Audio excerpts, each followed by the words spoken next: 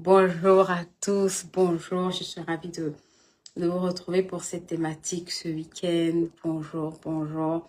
N'hésitez pas à partager. Aujourd'hui, je vais parler un tout petit peu, que tu sois célibataire, que tu sois marié. C'est une bonne opportunité pour toi si tu suis ce live, ok, de pouvoir prendre le temps, on va dire, d'apprendre de nouvelles choses. Merci, coucou Elsa, comment vas-tu? Donc, bonjour à tous, bienvenue, bienvenue, bienvenue. Donc, bienvenue, bienvenue. Voilà, aujourd'hui, on va toucher un peu... euh,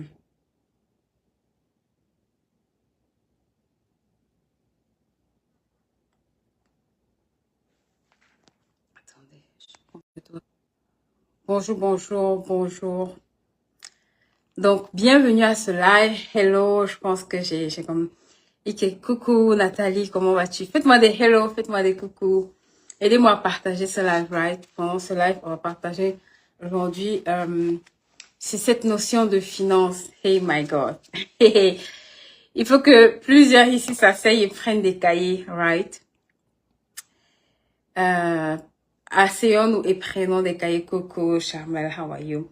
Donc, asseyons-nous et prenons vraiment de quoi noter. Ok. Parce que dans le mariage, il y a plusieurs mythes en ce qui concerne l'argent, surtout pour les jeunes filles. J'entends tellement de jeunes filles avoir parfois des langages, je dis juste like, wow. Et je me rappelle à l'époque, il y avait une sœur qui disait non, moi, je n'achète pas, j'attends le bois. C'est quand le mari va venir on aura des projets. Tant que je suis pas mariée, j'ai pas l'intention de faire des projets. Et je la regardais, je disais, what are you talking about? De quoi est-ce que tu me parles? Donc, bonjour à tous. Aidez-moi à partager ce live. Ok, aujourd'hui, on va parler de finances. Dans la période de célibat, de finances avant le mariage. Et je pense qu'il y a beaucoup de choses qu'en tant que jeune fille, vous devez véritablement vous asseoir et travailler dans ce domaine-là. Ok, souvent dans le domaine des finances, c'est un des domaines dans lesquels on est extrêmement mal préparé quand on prépare sa saison maritale, d'accord? Très peu de programmes même de préparation au mariage incluent l'aspect financier, ok? Très peu de programmes de préparation au mariage vous demandent de travailler sérieusement sur vos finances. Pourtant, je le dis bien, c'est une étude américaine qui est sortie qui montre que 3 couples sur 4 se discutent dans leur couple. Et les disputes généralement sont à plus de 50% en ce qui concerne l'argent. Et les couples divorcent, ça fait partie des 5 causes de divorce, l'argent. Donc, c'est pour dire qu'en matière de couple, écoutez-moi, il faut qu'on sorte un peu quand la robe blanche, hein, quand on a retiré la robe blanche le jour de la cérémonie, là, on a des vrais challenges qui nous attendent, ok, surtout dans le domaine des finances, qu'on est mal préparé. Il faut que, en tant que jeune fille, vous vous asseyez pendant la période de célibat. Je dis toujours, ce n'est pas quand tu es marié. Quand tu es marié, là, il y a des choses que tu dois déjà avoir fait. Ou en tout cas, que vous devez déjà avoir fait en ce qui concerne ce sujet-là. Et spécifiquement les finances, parce que j'ai beaucoup de personnes ici, surtout de la communauté africaine, et où c'est un gros problème que la femme sache combien est-ce que le mari touche, que le mari puisse montrer sa fiche de paye à sa femme. Mais ça, ce sont des choses qui se gèrent aussi avant de compte de se marier. Parce que l'homme qui te montre sa fiche de paye mariée, je t'assure que étant déjà dans les fiançailles, étant déjà dans la voie du mariage, c'est un homme qui n'aura pas de mal à te montrer cette fiche de paye. Mais quand tu vois un couple dans lequel il y a la bagarre, les gens s'arrachent les cheveux, la femme te dit, ça fait 20 ans que je suis mariée et je n'ai jamais vu la fiche de paye de mon mari. Il faut savoir que ça, ce sont des choses qui ont commencé longtemps avant même le mariage. Parce que guess what? Si un homme n'est pas capable de te montrer sa fiche de paye pendant que vous êtes dans les fréquentations, pendant que vous êtes dans les fiançailles, pendant que vous êtes en cheminement, il faut savoir que ce n'est pas quand vous serez marié que comme par hasard, il aura la belle idée de venir te présenter sa fiche de paye.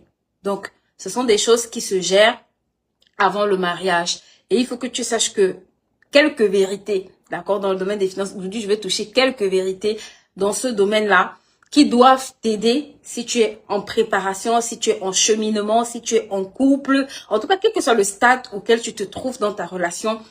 Même si tu es marié, c'est un peu plus difficile quand tu es déjà marié de faire les choses un peu à l'inverse. Mais ce sont de bons Ce sont de bons conseils que tu peux encore utiliser. Ok, j'aurai le temps de donner des conseils ici pour les femmes qui sont déjà mariées parce que c'est pas parce que tu es mariée que tu ne peux pas faire les choses différemment. Je me suis rendu compte que quand on est marié, surtout ceux qui sont déjà mariés, parfois, ok, vous êtes obligés, c'est pas toujours le cas, mais pour des personnes qui veulent vraiment faire les choses et qui n'arrivent pas à trouver une bonne mesure d'entente, parfois vous êtes obligés d'aller vers des personnes, des couples un peu plus matures, des conseillers peut-être patrimoniaux, ce genre de personnes-là qui réussissent par exemple à raisonner les deux parties. Mais c'est pas mon sujet d'aujourd'hui. Aujourd'hui, je vais m'adresser à des gens qui ne sont pas encore mariés et peut-être on va voir si j'ai des questions des personnes qui sont mariées, je prendrai le temps de répondre. Mais mon live d'aujourd'hui, je vais beaucoup plus m'adresser aux personnes qui ne sont pas encore mariées ou qui sont en couple ou en tout cas qui, dans des secrets que je veux partager, peuvent rectifier parce que oui, tu peux rectifier, tu peux corriger certaines choses, right? Tu peux travailler à corriger certaines choses. Donc, je vais partager aujourd'hui quelques secrets, d'accord, dans la finance avant que tu ne sois marié. Première chose, premier mythe, aide-moi à partager ce live, s'il te plaît. Ça, c'est un des lives tellement important parce que beaucoup de gens ne font pas la préparation au mariage dans le domaine des finances. Donc, s'il te plaît, partage-moi ce live. Partage-le sérieusement. Parce qu'il y a des choses ici là que quand tu vas entendre, ça va te repositionner toi-même en tant que jeune fille, en tant que maman, en tant que, en tout cas, femme mariée, ok, ou des choses que tu vas savoir pouvoir corriger. Premier des choses que tu dois savoir avant de te marier, écoute-moi. Parce que je vois beaucoup de jeunes filles qui s'asseyent aujourd'hui et elles attendent le bois. C'est ça, non. Tata Amélie, j'attends le bois. J'attends le gars qui va venir me retirer de la galère. Écoute-moi très bien. Une des premières choses qu'une personne responsable en quête de, j'ai envie de dire, d'un mariage sérieux doit aspirer à faire, ok, c'est à être responsable de sa vie financière. Est-ce que tu peux mettre ça dans ce chat, s'il te plaît? Ça veut dire que une des premières choses quand tu penses au mariage, ce n'est pas de penser que tu vas arriver chez un homme, t'asseoir, et puis il va prendre soin de toi. Ça, c'est de l'irresponsabilité. Il faut que je te dise ça. Donc, la première chose que tu dois appliquer, s'il te plaît, avant d'entrer dans le mariage, il y a des gens qui entrent dans le mariage parce que chez eux, c'est difficile. Parce qu'il y a la galère dans la maison où ils sont. Parce qu'ils fuient la misère. Ça, c'est toutes les raisons, ok, qui peuvent nous amener à nous retrouver dans un mariage. Mais il faut savoir que quand c'est ça tes motivations, le choix du conjoint que tu vas faire là, il y a de fortes chances que ce soit biaisé. Donc, il y a un grand pourcentage que tu fasses le mauvais choix parce que les autres critères, tu n'arriveras pas à être assez objectif. Premier des clés que je vais partager avec toi, tu dois être responsable. Écoute-moi, quand on se marie, on devient responsable. Mets dans ce chat avec moi, je suis responsable. Quand tu sais que tu vas te marier, ça veut dire que tu sais que tu vas aller tenir une maison, tu sais que tu vas aller tenir un foyer, tu sais que tu vas aller... En fait, ce sont des responsabilités que tu vas prendre. Donc, tu ne peux pas être responsable d'une maison et tu n'es pas responsable. Écoute-moi, tu peux pas travailler à devoir être responsable d'une maison et tu ne travailles pas à être responsable de ta vie financière. Avant, longtemps avant. Et ça, c'est un gros danger qui épuise souvent les couples, ok? C'est que quand dans ta période de célibat, tu ne travailles pas à être responsable financièrement, ce n'est pas quand tu vas te marier que tu seras responsable. Dans beaucoup de couples, on va lire responsabilité. Pourquoi? Ça n'a pas commencé quand ils se sont mariés. Ça a commencé avant le mariage. Si tu vois quelqu'un qui est irresponsable, surtout en matière de finances, c'est pas quelqu'un qui est devenu irresponsable dans le mariage. C'est quelqu'un qui était déjà irresponsable avant de se marier. Donc, la première des choses, c'est que tu dois être responsable, écoute-moi, de ta vie financière. Tu dois travailler à être responsable, écoute-moi, de ta vie financière. Ça veut dire quoi, être responsable de ta vie financière? Ça veut dire que dans ta vie financière, en tant que femme célibataire, ne doit pas être le fruit d'un hasard. S'il te plaît. Je sais que ça semble être un peu...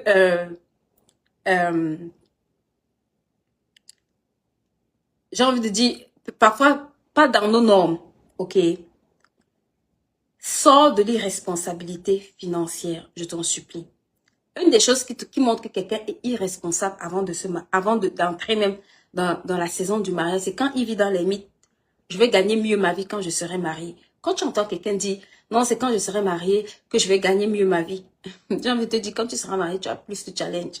Quand tu es mariée, tu as moins de temps. Écoute-moi, pour aller chercher de l'argent. Oui. Parce que tu commences à avoir beaucoup plus de responsabilités que quand tu es célibataire. Donc, si tu fais le minimum quand tu es célibataire, guess what? Quand tu seras marié, si tu as la mentalité du minimum quand tu es célibataire, quand tu seras marié, tu auras la double mentalité du minimum. Parce que tu vas vouloir essayer de t'accrocher à quelqu'un qui doit te financer. Tu vas essayer de t'accrocher à quelqu'un qui est censé te financer. Donc, s'il te plaît, sors de l'irresponsabilité. Sors du mythe, je vais gagner mieux. Ok. Apprends à organiser ta vie financière. Ça s'appelle être responsable. Une personne qui est responsable avant de se marier a une organisation financière. Être responsable veut dire que j'ai un minimum d'organisation. Ça veut dire que je sais où je vais, je sais combien je gagne. Je sais combien, je connais le niveau de mes dépenses. Je dois pouvoir constituer une épargne, je dois pouvoir suivre un budget, je dois pouvoir, d'accord, avoir des objectifs clairs à réaliser en une année. Si tu as une année et tu n'as pas d'objectif clair, aucun objectif, ou entre le 1er janvier et le 31 décembre, tu es en mesure de me dire que tu as réalisé financièrement, guess what? Tu dois t'asseoir et réfléchir à 2 fois. Allô? Parce que ce n'est pas si tu es seul, tu n'arrives pas à réaliser les choses là. Il faut savoir que je te dis, à 2, ça complexifie, ça décuple un certain nombre de choses quand on est prêt. Mais ça freine aussi un nombre de choses quand on n'est pas préparé. Donc, une des choses que je veux que tu comprennes, c'est que tu dois être responsable au niveau de tes finances. Ça veut dire que mes finances doivent être correctement tenues.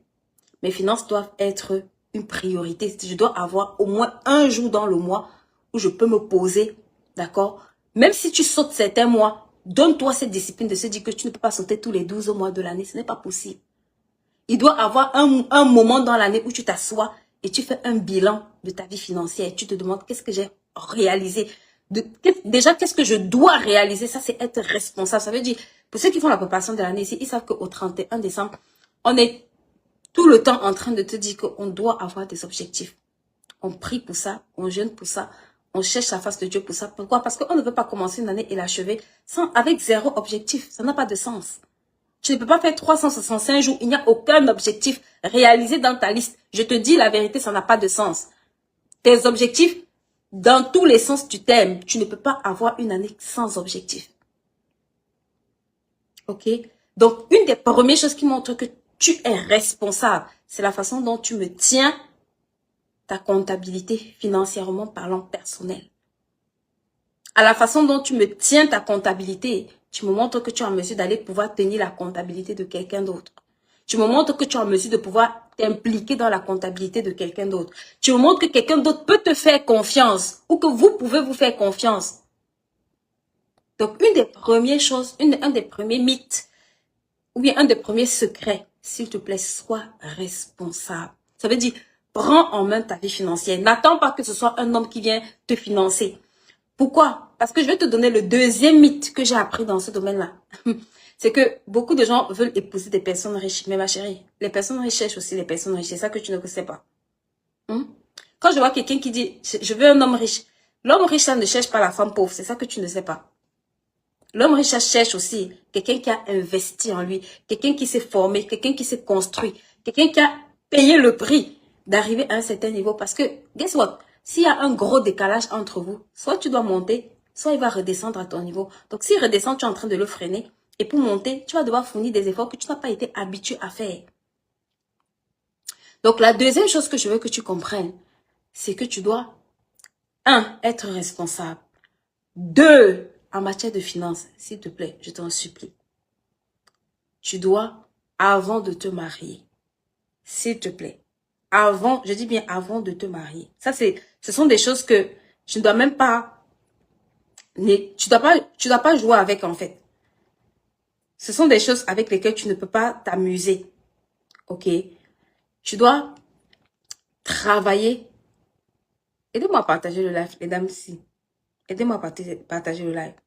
Tu dois apprendre à vivre en dessous de tes moyens. Ça, c'est quelque chose que beaucoup de célibataires ne savent pas faire. Ça, c'est une erreur. En tout cas, en tant que célibataire, moi, quand je venais de commencer à travailler, my God. Et tout ce qui est sac de luxe, chaussures de luxe, j'aimais ça. Les chaussures de luxe, les sacs de luxe, le Burberry, le Louboutin, ça c'est bien. Mais guess what? 1, ça met 0 dans ta tête. 2, ça vide ton compte bancaire. 3, quand tu as besoin de cet argent-là, tu es incapable. Parce que quand tu as commencé à payer des formations, à payer des livres, à payer des séminaires, tu te rends compte que j'ai brûlé 10 000 euros, j'ai brûlé 20 000 euros, j'ai brûlé 30 000 euros. Tu dois apprendre, ok, à vivre en dessous de tes moyens en tant que jeune fille célibataire. Souvent, je vois les célibataires. J'avais un ami, quand il t'expliquait qu'il sortait le week-end, il brûlait plus de 200, 300, 400 euros. Tu te dis, mais tu touches 2 000 euros. Si en un week-end, tu as brûlé 300 euros, 400 euros, comment est-ce que tu vas faire pour ne pas être à découvert à la fin du mois? Apprends à vivre, d'accord, au niveau de tes moyens. S'il te plaît, quand tu es jeune célibataire, je sais que tu vas te dire, je n'ai pas les enfants, je profite de ma vie, je viens de finir, je viens de travailler. Moi, c'est ce que me disais. Je me disais, non, je viens de travailler, je veux me faire plaisir. Quand j'ai encore plusieurs années de travail. Mais c'est la pire erreur que tu peux faire. Pourquoi? Parce que plus tôt tu vas commencer à construire, plus tôt tu auras une longueur d'avance. Plus tôt tu vas commencer à construire, plus tôt tu auras une longueur d'avance.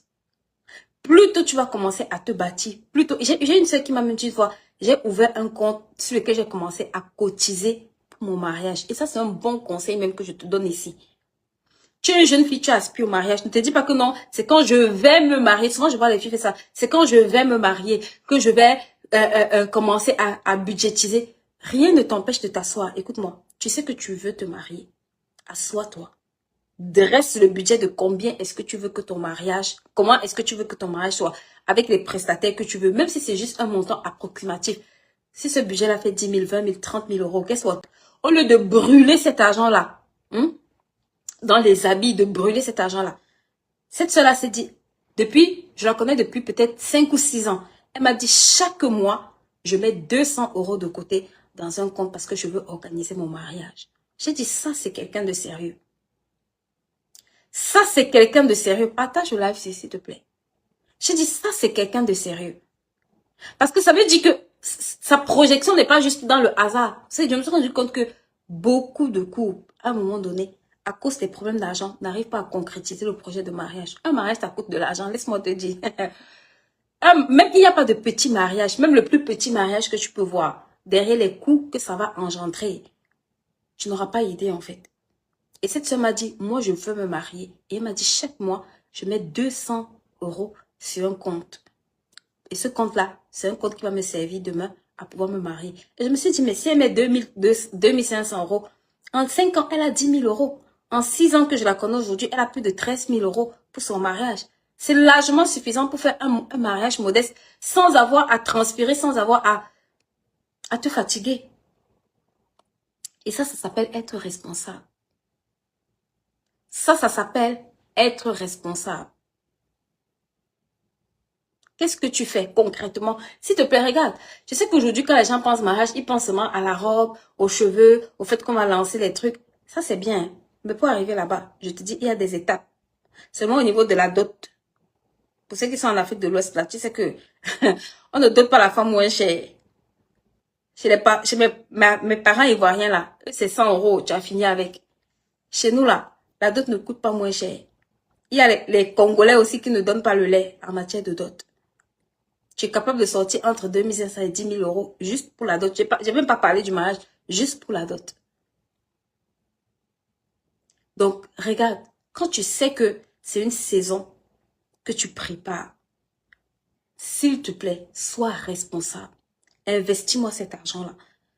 Ne te dis pas juste, je vais me marier. Je vois les gens, je vais me marier. Je vais me marier. Si Dieu le veut, je veux me marier. Dieu veut que tu te maries. Mais parfois, tu vas rencontrer quelqu'un qui ne sera pas prêt financièrement. Et vous pouvez rester 5 ans au même niveau. Parce que ni toi ni lui, vous n'avez pris le temps de préparer les choses quand vous avez la possibilité de le faire. Il y a des voyages aujourd'hui que tu fais. Tu es célibataire, tu te dis, je vais en vacances. Ma chérie, je te dis, c'est des voyages qui te coûtent peut-être 2 000, 3 000, 5 000 euros. C'est bien en apparence. Mais quand tu vas voir que ces 5 000 euros-là, demain, Tu auras un mariage à préparer, il te faudra 10 000 euros et peut-être ta cote par apporter, ce sera 5 000 euros cash. Tu ne les as pas. C'est là où tu vas comprendre que c'est une saison que tu aurais dû manager différemment. Ok? Donc, s'il te plaît, ça c'est des conseils que je te donne qui vont beaucoup t'aider. Beaucoup t'aider. Ok? L'autre chose que je veux que tu apprennes à faire, c'est à comprendre que une des choses, en tout cas personnellement, je vais y aller doucement. Une des choses que j'ai compris, c'est que on se bâtit financièrement, d'accord, dans la période de célibat. Et ça m'a beaucoup aidé. La période de célibat est une période où tu as l'opportunité de courir. Je dis toujours ça. Où tu as l'opportunité, tu es seul, tu n'as pas d'enfant. Parfois, tu es maman, tu peux être maman solo, mais en tout cas, tu as la marge. Tu n'as pas encore quelqu'un qui va t'expliquer ce que tu peux faire, ce que tu peux ne pas faire, comment est-ce que tu dois le faire. Tu n'as pas toutes tes variables d'ajustement là. Ok. Donc, c'est une période où tu dois savoir disposer le temps. Écoute-moi, jeune fille célibataire, pour créer des sources de revenus. Oui, il faut que je te dise la vérité. Parce que, guess what? Ce n'est pas juste l'aspect argent qui est important. Parce que souvent, quand on parle, les gens disent, oui, on cherche toujours l'argent. Je ne sais pas si vous voulez qu'on cherche les cailloux. Mettez dans cette chat, peut-être vous cherchez les cailloux. Expliquez-moi ce que... Quand vous allez travailler pour votre patron, je ne sais pas si vous cherchez les cailloux. Vous cherchez l'argent. Vous cherchez l'argent. Ok? Maintenant, je vais t'expliquer. L'avantage quand tu es célibataire, c'est que tu peux prendre plus de risques. Ok? Quand tu es à ton propre, quand tu es célibataire et que tu, en plus de ton activité, essayes d'être à ton propre compte ou avoir des sources de revenus ou même peut-être faire plusieurs jobs comme tu veux en fonction de ce qui match peut-être avec ton profil. L'avantage, c'est que, tu disposes encore de ton temps pour pouvoir, j'ai envie de dire, maximiser pour amasser ou bien en tout cas pour te développer. 2, tu disposes encore d'une grande marge pour faire certaines erreurs. Parce que quand tu te maries, parfois tu deviens maman et tu as des responsabilités et tu n'as plus une grande marge de manœuvre pour pouvoir prendre le risque de mettre 10 000 euros, 5 000 euros, 20 000 euros dans un business. Parce que tes enfants doivent manger, tes enfants doivent avoir un toit, tes enfants doivent aller à l'école, ok? Et puis tu as parfois quelqu'un qui va te dire non, même si tu sens tu sens dans ton esprit que c'est un bon business, il peut venir et dire non. Et le non là fait en sorte que le projet là ne se réalise pas. Donc, tu as l'opportunité, 1, d'avoir le temps. 2, de pouvoir aller chercher ces ressources-là. 3, d'avoir la marge d'erreur, de pouvoir faire et recommencer jusqu'à ce que ça marche. Et je te dis ça, c'est une valeur inestimable que beaucoup de gens jouent avec. Beaucoup de gens se disent non, pendant mon célibat, ce n'est pas important. Ce n'est pas important, ma chérie, mais quand tu vas te marier, une des choses à laquelle tu vas aspirer ou tu vas rêver, c'est de devenir maman. Mets ça dans le chat pour moi, s'il te plaît. Tu sais que quand tu deviens maman, là, l'enfant ne connaît pas si tu as l'argent. L'enfant connaît le langage des dépenses. S'il te plaît. Les mamans qui sont ici, mettez ça dans le chat pour moi. Je vous fais confiance. Mettez les dépenses de vos enfants dans le chat. Quand tu es maman, écoute-moi bien. Une des choses que tu ne peux pas t'empêcher de faire, c'est de dépenser pour tes enfants. Allô? Donc, dans ta période de célibat, tu as l'opportunité même de préparer cette saison-là. De te dire, je veux 3 enfants, je veux 4 enfants. Ce que je suis en train de te dire ici, ça semble être un conseil banal. Mais c'est un conseil qui va te faire gagner beaucoup d'années. Il y a des sources de revenus que quand tu mets en place, tu dois penser que ça, c'est une source de revenus qui doit pouvoir même envoyer tes enfants à l'école. Oui. Tu dois penser à l'avance que ça, c'est une catégorie de sources de revenus que je paye le prix aujourd'hui de mettre en place. Parce que demain, quand je dois avoir des enfants, cette source de revenus-là doit pouvoir avoir 10 ans, 15 ans, 20 ans pour pouvoir financer les études de mes enfants. Tu n'es pas obligé d'attendre d'avoir des enfants alignés les uns derrière les autres et puis commencer à te demander qu'est-ce que je vais faire de ces enfants. Donc, quand tu es célibataire, s'il te plaît, regarde, tu dois sortir de la distraction. Parce que c'est une période pour gagner en temps quand tu te maries. C'est pas une période pour être où on te voit partout, tu es partout, tu fais tout et n'importe quoi. Bref, s'il te plaît, crée-moi des sources de revenus. Crée-moi au moins 3 sources de revenus quand tu es célibataire. Oui. C'est même petit. C'est petit même. Parce que tu as le temps. Tu as la vigueur. Tu as des nuits de sommeil assurées. Parce que tu peux dormir, oui. Les mamans mariées qui sont ici là, elles ne savent que c'est pas toutes les nuits où tu dors jusqu'au matin. On est d'accord. Donc, tu as beaucoup de paramètres qui jouent en ta faveur pour pouvoir aller mettre ces sources de revenus-là. L'autre erreur que beaucoup de gens font dans la période de célibat, c'est de ne pas s'éduquer financièrement. C'est de ne pas s'éduquer financièrement. Attendez, je vais voir comment la luminosité de mon téléphone baisse. C'est de ne pas s'éduquer financièrement. Et ici, je veux m'adresser à toutes les jeunes filles, s'il te plaît. S'il y a quelque chose que dans ta période de célibat, tu ne dois pas jouer avec, je t'en supplie, c'est ton temps. Investis-moi ton temps sérieusement. Hey, est-ce que je peux... Si je pouvais faire monter les gens ici, j'allais faire monter des mamans qui allaient expliquer aux jeunes filles célibataires ici. Comment le temps qu'elles avaient, aujourd'hui là, elles cherchent ce temps-là avec la torche. S'il te plaît, éduque-toi financièrement. Paye le prix de t'éduquer financièrement. Ça, c'est un des meilleurs investissements que moi, j'ai eu à faire. Je t'assure que c'est l'investissement que je regrette le moins, avoir acquis la connaissance pendant le temps de célibat. Parce qu'aujourd'hui, même si je suis mariée, guess what?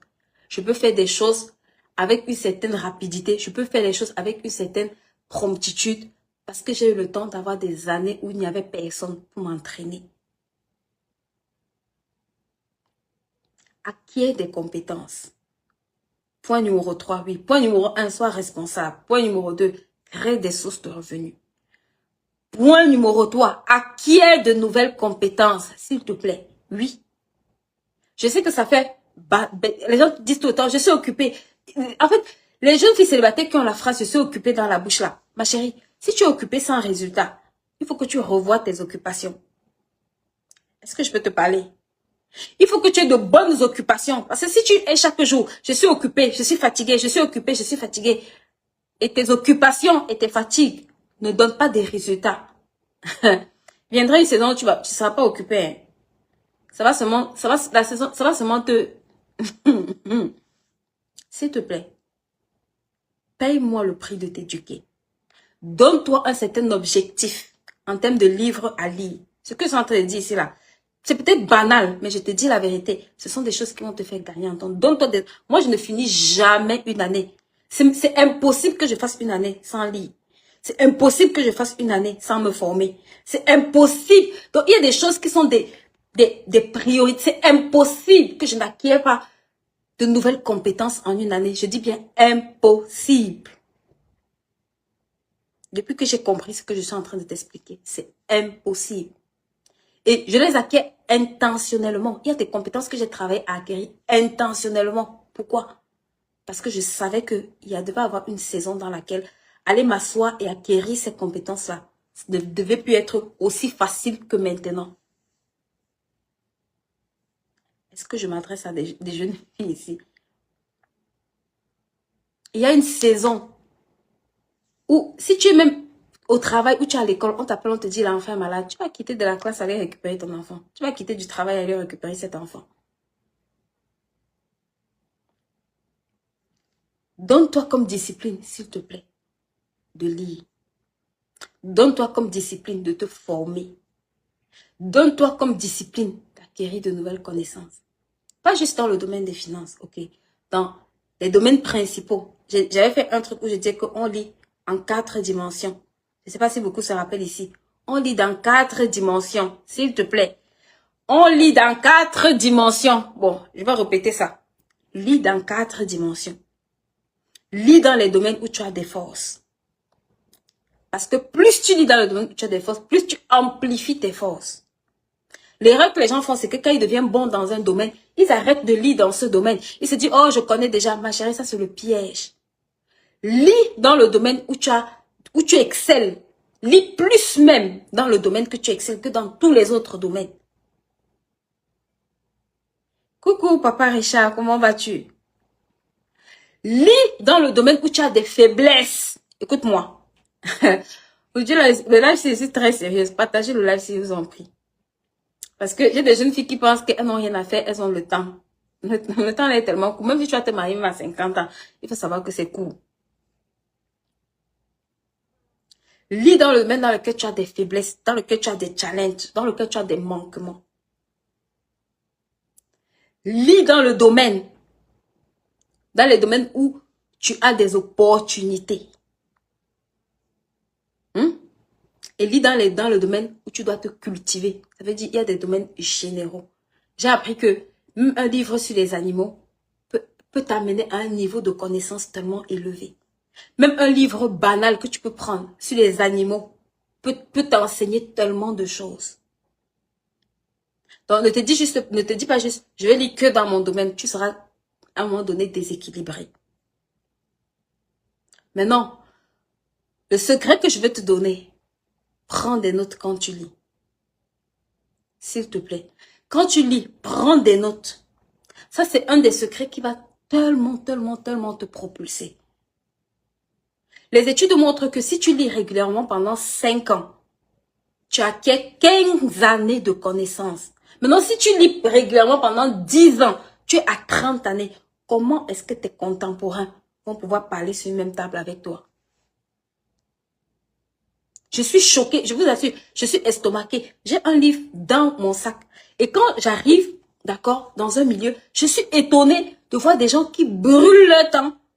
Même dans les transports, même à raconter des bêtises. Et après, ils vont te dire à la fin de la journée, je n'ai pas eu le temps pour lire. Jeune fille célibataire, tu vas entrer dans la saison du mariage. Lis sur le mariage. Je ne sais pas quel livre lire. Je vais te donner le livre de lire. Lis le livre du pasteur Mildred Okonkwo qui s'appelle Journal of Prayer of My Husband. Je te donne les livres que moi j'ai lus. Lis le livre du pasteur Kingsley Okonkwo qui s'appelle How the Men Think. En tout cas, c'est les livres que je te donne. Si tu veux lire, lis. Si tu ne veux pas lire, lis. Lis le livre. Il y a le livre du pasteur Hortense Karambiri. Comment faire le bon choix du conjoint, je crois que je me rappelle pas exactement du titre, mais je vais peut-être poster ça sur la page. Lis le livre de Gary Chapman. Ça, c'est un des meilleurs livres. Que ce soit les langages de l'amour, que ce soit les saisons du mariage, que ce soit la communication dans le couple. Lis-moi ces livres. Lis dans le domaine de la sexualité, oui. Parce que le domaine de la sexualité est un domaine tabou où beaucoup de personnes vont en tourisme, en balade, parce que ils ont appris que le sexe, on n'apprend pas ça. Qui vous a dit ça? Tout ce que Dieu a créé là, ça prend. Si tu es capable d'aller à l'école apprendre, il faut savoir que il y a toujours quelque chose que tu vas apprendre. Dis dans le domaine de la couple. Là où les couples ont le plus de problèmes. Écoute-moi. Là où les couples rencontrent le plus de problèmes. Communication. Sexualité. Finance. Éducation des enfants. Gestion de la famille. Donc, j'ai cité beaucoup de livres, non? Peut-être je vais mettre la liste des livres que tu pourras comme avoir. Il y a le livre du pasteur Marcelo qui est aussi très bien. Ok, je crois que j'ai lu le tome 1, le tome 2, si je ne dis pas de bêtises, sur le mariage. C'est un très bon livre, son tome 1 et son tome 2 que j'ai eu à lire. Il y a le livre du pasteur Yvan, les 4 secrets d'un mariage réussi. Il y a aussi, vous pensez mariage, comment faire le bon choix. En tout cas, tu as énormément de livres aujourd'hui sur le mariage. Ok, il y a le prochain livre que j'ai écrit qui s'appelle le protocole d'Éden. Tu peux aussi aller lire. Il y a le livre de maman Béa que tu peux lire, qui sont très instructifs. La sexualité selon le cœur de Dieu. Le guide de prière pour mon époux. Briser les joutes de l'infidélité. Le choix du conjoint. Elle a un panel de livres, d'accord, qui vont t'aider. Mais lis, s'il te plaît. Ne rêve pas seulement et puis tu penses que ça va arriver, non. Prends le temps de t'asseoir, s'il te plaît. Lis dans ces 4 dimensions, comme je t'ai expliqué. Lis là où tu as des faiblesses. Même ceux qui sont en couple. Dans un couple, vous avez toujours un domaine dans lequel vous avez des faiblesses. Tu sais ça? Dans le domaine où vous avez des faiblesses en tant que couple, si c'est la communication, va t'asseoir et lis comment communiquer. Moi, j'ai beaucoup appris du livre de Gary Chapman en matière de communication. Va t'asseoir, tu lis. Si ce sont les finances, tu as finance et couple. J'ai écrit un livre qui s'appelle 11 questions qui divisent les couples, finances et couples. Va t'asseoir et lis ce livre. Il y a beaucoup de livres, ok, qui peuvent t'aider. Ça, c'est vraiment step numéro 2. Éduque-toi financièrement. Ne pense pas seulement dans le mariage en termes de préparation de oui, je vais maigrir, oui, je vais faire le gommage. Oui, ça c'est bien, mais il faut encore avoir l'argent pour faire le gommage dans le mariage. Le gommage, ça ne va pas venir vous trouver. Il faut, avant de faire le gommage, il faut que vous payiez le loyer du propriétaire. Donc, ça c'est quelque chose qui va vraiment t'aider, de t'éduquer longtemps à l'avance. Éduque-toi, ok? Parce que plus tu es même éduqué, plus ça va t'aider dans un certain nombre de choses. Le point numéro 4, l'erreur numéro 4, que moi que j'ai vu beaucoup de jeunes filles faire, ou en tout cas que je me suis dit qu'il fallait absolument ne pas faire en matière de finances. S'il te plaît, écoute ce point-ci. Ça, c'est un point tellement important et beaucoup de jeunes filles jouent avec. Beaucoup de gens, en tant que jeunes filles, n'ont pas un plan pour leur vie. Je vais répéter cette citation de Jim Rohn. Il dit que si tu n'as pas un plan pour ta vie, les autres auront un plan pour ta vie. Et ce que les autres ont pour ta vie, c'est qu'ils n'ont rien, c'est qu'ils ne prévoient rien pour toi. Est-ce que tu as compris ça? Ça veut dire que tu dois t'asseoir. Écoutez-moi, c'est parce que je n'ai pas mon plan de vie à côté. Je l'ai même déjà tellement montré. Je me suis assise et je me suis dit, qu'est-ce que tu veux vivre dans ta vie et qu'est-ce que tu ne veux jamais plus traverser dans ta vie? Et ça m'a donné un nombre de décisions que j'ai prises. Est-ce que je suis arrivée où je veux? Bien sûr que non. Est-ce que j'y travaille? Bien sûr que oui. Donc, ne joue pas avec ça. Ta vie n'est pas un hasard. Tu ne peux pas piloter ta vie sans destination. Si tu entres dans un bateau qui n'a pas de destination, vous allez aller nulle part. Si au moins un d'entre vous a une destination, vous pouvez au moins échouer quelque part. Est-ce que je parle ici? Parce que ce sont des choses que quand tu vas mettre dans ta vie, tu vas pousser l'autre. Quand il va te rencontrer, à pouvoir vous asseoir et construire un certain nombre de choses. Et ça va vous aider. Beaucoup de couples se disputent. Pourquoi? Parce qu'ils n'ont aucun projet sérieux. Aucun projet même. Demande à un couple, quel est le projet sur lequel vous travaillez? Et parfois, ils n'ont aucun projet. Le seul projet qu'ils ont, c'est de rentrer manger. Souvent, leur seul projet, parfois, c'est de faire des enfants. D'aller en vacances. Voilà les projets des couples. Aller en vacances. Quel projet vous avez? Oui, on va aller en vacances. On va aller en vacances cette année au Cameroun. Oui, on va aller en vacances à Abidjan. Oui, on va aller en vacances au Congo. Voilà leur projet. Aucun projet sérieux sur lesquels ils sont assis en train de travailler. Aucun projet sérieux qu'ils sont assis en train de déployer. Aucun projet. Donc, quand les disputes même arrivent, les déchets, il n'y a rien qui va vous consolider. Parce que il n'y a rien sur lequel il y a un enjeu tellement important. S'il te plaît, note ça, c'est tellement sérieux. Point numéro 5. Apprends à mener des projets, s'il te plaît, jusqu'à son terme. Oui. Je sais qu'en matière de finances, ça c'est quelque chose que les célibataires banalisent toujours. Oui, tata Amélie, je souffre du non-accomplissement. Et ils pensent que c'est une bonne chose. Guess what? Il faut que tu quittes le non-accomplissement parce que le non-accomplissement dans ta propre vie, tu vas le ramener dans la vie de l'autre. Et vous allez être deux personnes qui font des trucs non accomplis chaque jour. En fait, discipline-toi à commencer au moins un projet. Même si tu ne termines pas tout, mais au moins un projet que tu vas commencer et aller jusqu'à son terme. Un projet de couple. Un projet de couple, ça peut être par exemple de faire quoi? Ça peut être par exemple de vous lancer par exemple, je sais pas, je prends ouvrir par exemple une agence de photographie ou de digital. Si peut-être c'est quelqu'un qui est passionné, ok, par exemple par la photo. Votre projet, ça peut être que, ok, on veut d'ici 1 an ou 2 ans ouvrir par exemple une agence dans tout ce qui est photographie, ok.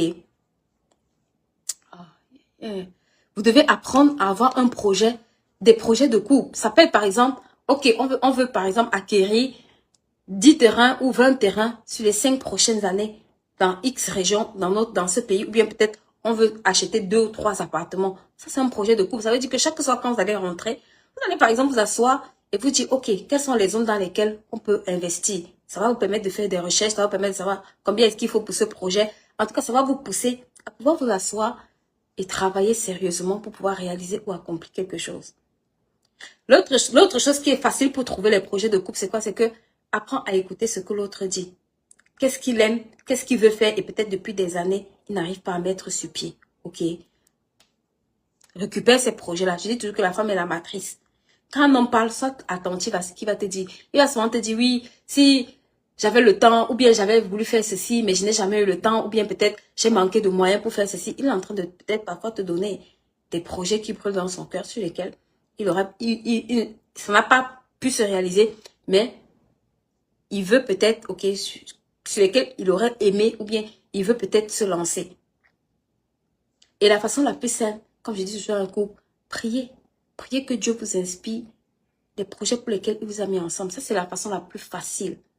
Pourquoi? Parce que c'est Dieu, si c'est Dieu qui vous a mis ensemble, ça veut dire qu'il connaît les projets qu'il a pour vous. Et c'est tellement plus facile quand vos projets, c'est dans l'intérêt de Dieu. Parce que quand je le fais pas pour moi, pas pour lui, je le fais pour Dieu. C'est beaucoup plus facile. Parce qu'à chaque fois que je vais abandonner, je me rappelle que ce n'est pas pour mon client. À chaque fois qu'il ne fait pas sa part, je me rappelle que ça ne dépend pas de lui. C'est pourquoi je me bats pour ce projet-là. Ça ne dépend pas que de lui. Ça dépend aussi des intérêts de Dieu qui surpassent ses intérêts et mes intérêts. Et nous-mêmes, ça nous calibre aussi à nous dire, Seigneur, c'est toi qui nous as confié ce projet et on veut le mener. Et ça permet aussi de s'appuyer sur le Seigneur parce que c'est lui qui crée le vouloir et le faire. C'est lui qui vous capacite, c'est lui qui vous inspire, c'est lui qui vous instruit, c'est lui qui vous guide, c'est lui qui vous conseille. Ok. Donc, ayez des projets sérieux en tant que sur lesquels vous travaillez et que vous avez mené jusqu'à son terme. Pourquoi est-ce que c'est important? Parce que une des choses que je me rends compte aujourd'hui qui freine énormément les couples pour entreprendre ensemble et pour prospérer, c'est leur capacité à savoir comment mener un projet. Beaucoup n'ont jamais mené un projet pendant leur temps de célibat. Donc, quand ils sont mariés, ils essayent de faire des projets. Mais eux deux, personne individuellement n'a jamais pu mener un projet. Donc, ils ont tout à apprendre. Il n'y a pas un qui est un peu capé pour dire à l'autre, bon, tiens, viens, je sais peut-être comment on va faire, on va se débrouiller. Donc, vous devez commencer quasiment au même niveau. Et c'est extrêmement difficile quand c'est comme ça là. Il faut que vous soyez vraiment acharné, vraiment déterminé, que vous soyez vraiment, vous ayez vraiment la niaque, vous ayez de bonnes priorités pour ne pas abandonner.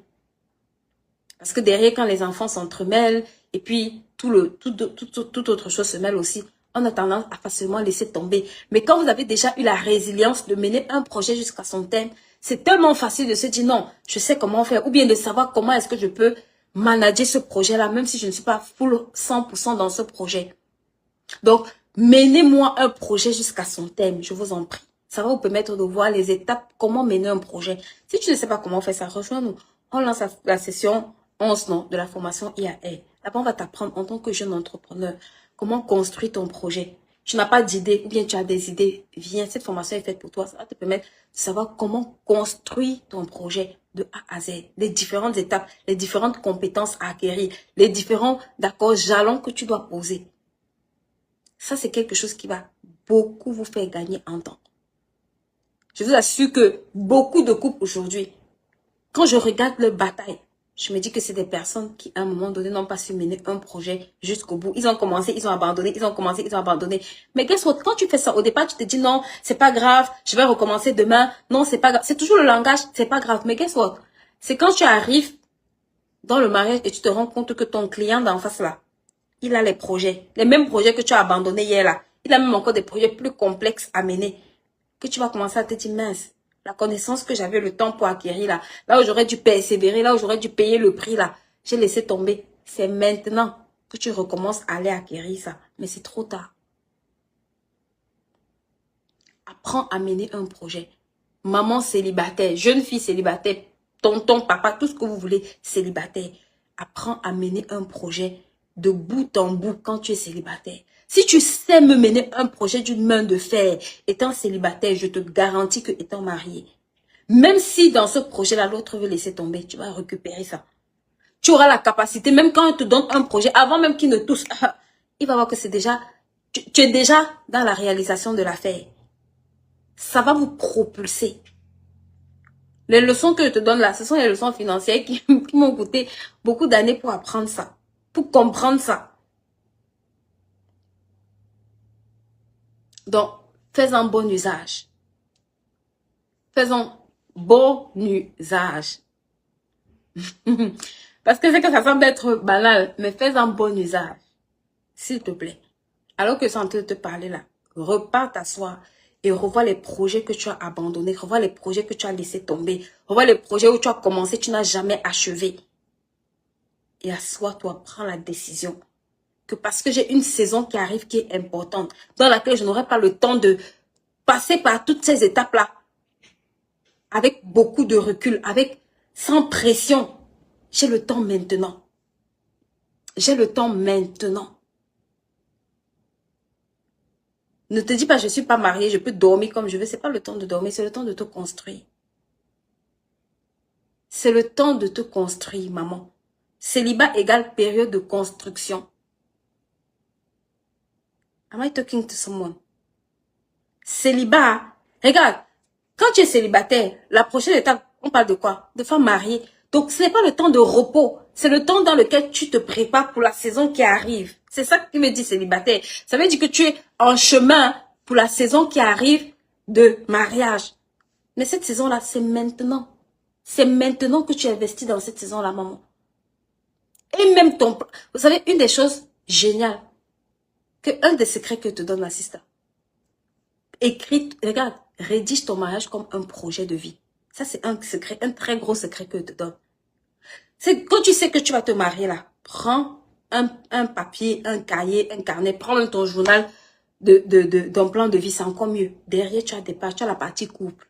Rédige-moi ça comme un projet. Hein? Rédige-moi ton mariage comme un projet. Ne fais pas... j'ai envie de dire, ne laisse pas la place au hasard. Tout au hasard, tout au hasard. J'ai pas le temps ici pour te donner. Chaque année de mariage doit avoir une signification pour toi.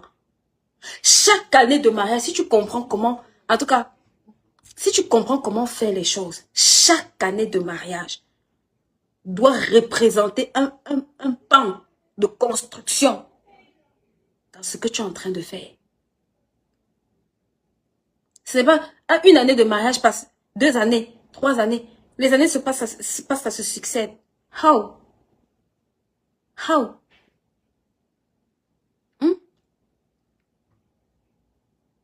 Écoute-moi. Je parle souvent du plan de Joseph, non. Les 7 années. 7 années. 7. 1, 2, 3, 4, 7. Ça marche aussi, hein. Le cycle des 7 ans. Joseph t'a dit ça, non. Quand il y a 7 années d'abondance, quand tu sais que vous allez passer par ça, quand est-ce que tu prépares ça, ma sister?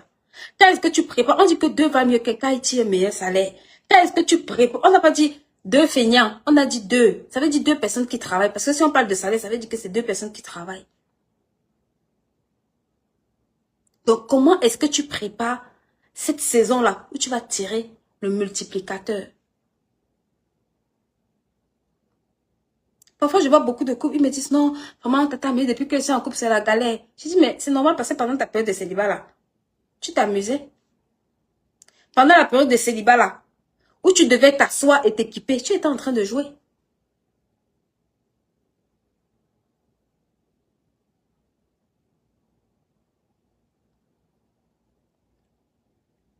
Donc, une des choses que tu dois apprendre à faire, s'il te plaît, rédige-moi ton mariage comme un projet de vie. Oui. Quand tu rédiges ton projet de vie là, tu mets, je veux faire ceci, je veux faire cela, je veux faire...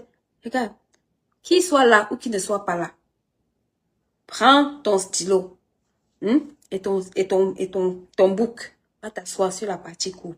C'est tellement détaillé, quand tu as rempli ça, c'est tellement détaillé que tu n'auras même pas besoin de galérer pour écrire ça proprement. Rédige-moi ton mariage comme un projet, s'il te plaît. Tu sais qu'un projet a des étapes, non? Bon, si tu ne sais pas de quoi je parle, rejoins-nous au Son Maman. C'est plus simple pour toi. On a rendez-vous demain. Ah, les mamans du Son Maman, vous êtes où? Est-ce que mes dames du Son Maman peuvent faire du bruit dans ces... Est-ce que ces dames-là peuvent me spammer les commentaires ici, là? Vous êtes où? J'ai le projet pour vous. Rejoins-nous au Son Maman. La promo finit demain. La promo du Son Maman, là, on s'arrête demain. Elles sont où? Je voudrais lire vos commentaires ici. Les mamans du summum là. Rédige-moi ça comme un plan de vie. Comme un projet, s'il te plaît. Un projet que quand tu prends, tu lis. Quand même, tu sens que tu es en train d'aller quelque part. Merci Elsa. Elsa dit je suis là. Merci Elsa. Faut dire aux autres mamans comment c'est doux le summum là. Non, franchement, vous savez pas ce que vous ratez. Celles qui ne sont pas inscrites là, je ne sais pas. Vous savez pas ce que vous ratez. C'est un autre niveau. C'est un autre niveau de shift. Non, le niveau a changé. Level has changed. Elle a dit le feu. Venez nombreuses, mes mamans. C'est vraiment le feu. The level has changed. Gaël vous a mis le lien. Le niveau a changé là-bas. Non, non, le niveau est bon. Le rythme est... C'est la patate. La chimamelu. C'est la crème des crèmes. Cette première édition, c'est la... Non, c'est la crème. moi, je d'accorise que c'est la crème. Donc, ok. Donc, pour revenir et pour conclure, parce que je vais m'arrêter, peut-être je le ferai en deux parties, cette session. Une des dernières choses, écoutez-moi les dames, un des secrets financiers, et je suis obligée de vous le dire encore et encore et encore, pendant que vous êtes célibataire, ça va vous aider tellement. En tout cas, moi, ça m'a beaucoup aidé. Je crois que de tous les secrets que je peux partager avec les dames, celui-là est un des meilleurs secrets. D'accord? En tant que jeune fille célibataire, faites-vous mentorer. Je ne sais pas comment je peux bien expliquer ça, mais ça, c'est vraiment un secret qui me vient que je dois vous dire. Ok, faites-vous mentorer. Pas parce que vous ne pouvez pas faire les choses par vous-même, mais parce que c'est une saison où le mentorat, à ce moment-là, vous propulse beaucoup plus que quand vous êtes marié. Quand vous êtes marié, vous êtes obligé de vous faire mentorer à deux. Ok, il y a des choses que parfois, je veux dire, si vous n'arrivez pas à vous faire mentorer par une personne, ou bien si l'autre n'est pas d'accord, ça peut commencer à créer, bref, tellement de trucs. C'est un peu plus complexe parce que tu commences à être sous l'autorité de quelqu'un. Donc, il y a des choses que pour aller apprendre sous l'autorité de quelqu'un d'autre, ça peut créer, vous voyez, non, ça peut créer des problèmes si la personne en face n'est pas réceptive. Mais quand le mentorat te propulse dans le mariage, my God, it's such a blessing. Je t'assure que si tu sais capitaliser sur cette clé-là, ça c'est un puissant secret que je te donne. En matière de finances. C'est vrai que ça n'a rien à voir avec l'argent, oui. Quand on parle d'argent, l'argent n'est qu'un résultat, c'est ce qu'on dit de vous. Si tu peux changer tes habitudes quand tu es célibataire, change-moi ton environnement. Le mentorat va changer ton environnement. Et tu as besoin de changer ton environnement. Écoute-moi. Tu as besoin... Regarde, pourquoi Esther, à un moment donné, elle change d'environnement pour être reine? On aurait pu lui dire, fais la formation chez toi et puis reviens, tu vas être épouse du roi. Non. Le protocole d'Esther demandait qu'elle change complètement d'environnement pour un bon moment. Parce que c'était un moment où elle allait poser des bases importantes. Si vous avez l'opportunité, je vous en prie, faites-vous mentorer. Faites-vous mentorer. Dans cette saison où vous êtes célibataire, allez, en tout cas, je ne sais pas si je dois dire allez, en tout cas, priez que Dieu vous fasse la grâce de vous faire mentorer. Ça, c'est the game changer. Ça change le game de ta période de célibat quand tu es bien mentoré. Et je bénis Dieu pour tous mes mentors. Dieu sait ce que j'en ai. Ça change la donne. Ça change la donne. Écoute-moi. Pas juste en matière d'argent. Quand tu es bien mentoré, ça fait de toi une personne complètement différente, capable de grandir. Ça fait de toi une femme sage. Et la sagesse surpasse l'argent. Parce qu'un des prérequis, une des choses que tu dois faire pendant ta période de célibat, c'est d'acquérir la sagesse. Ça peut-être ce sera l'objet de la partie 2 de notre live qu'on va faire la semaine prochaine, je ne sais pas encore. Mais comme c'est des choses dont j'ai déjà beaucoup parlé, aujourd'hui je voulais parler un peu d'autres clés. maximise-moi. Si Dieu me place quelqu'un, écoute-moi, surtout quelqu'un de sage devant toi. Le problème, c'est que quand on arrive, on regarde les défauts de la personne, on regarde le mauvais comportement de la personne, on regarde les challenges de la personne. En fait, on est focalisé sur toutes les bêtises. Naomi était amère. Est-ce que Ruth était obligée d'être amère avec elle? Est-ce que tu as déjà entendu Ruth dire change mon nom? Moi, il veut m'appeler aussi. Comme Naomi a dit que moi, je m'appelle Mara maintenant. Moi aussi, je vais dire que je m'appelle peut-être petite sorcière. Je ne sais pas moi. Naomi, Ruth est restée concentrée. Très concentrée. Et la mentalité d'une Ruth. Écoute-moi, je vais finir avec ça. Et la mentalité, maman, d'une Ruth. Tu sais, les Ruth, c'est les femmes qui, quand elles arrivent dans un territoire, on l'appelle étrangère. Mais elle s'assoit, elle dit, il y a assurément quelqu'un dans ce champ qui va accepter que je vienne glaner. Je vais te raconter l'histoire du Ruth sous une autre version. Parce qu'on voit Ruth, on va seulement, oui, elle était chez Naomi, blablabla. Bla, bla. Mais quand Naomi s'accroche à Ruth et qu'elle change, elle rentre en Israël. Il arrive quelque chose d'extraordinaire dans la vie de Naomi. C'est que Naomi se retrouve dans un pays où elle n'a ni terre, ni propriété, que dalle. Mais regarde, elle a la mentalité d'une guerrière. Elle se dit, dans ce pays, si les gens ne meurent pas de faim, ça veut dire qu'il y a quelqu'un chez qui je peux aller glaner. Je peux créer mon opportunité. Oh,